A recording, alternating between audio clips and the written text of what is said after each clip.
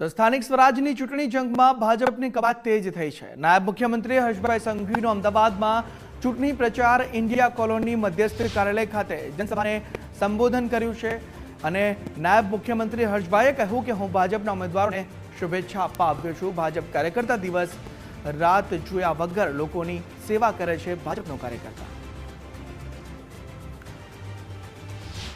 नेता क्यारे होता होती नहीं बनातो,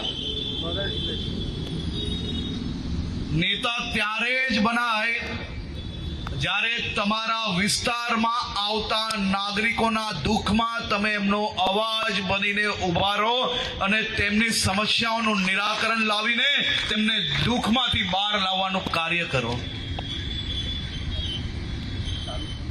कोर्पोरेटर बनी जवाशे पण कोर्पोरेटर बन्या पछी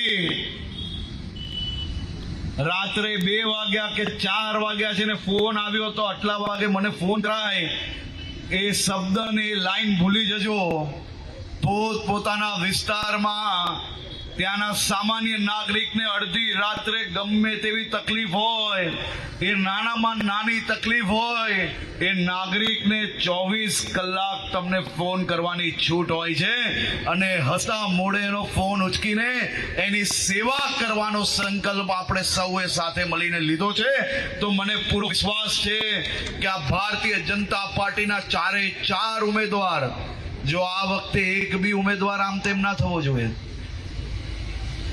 4 ने जीताडवाना छे।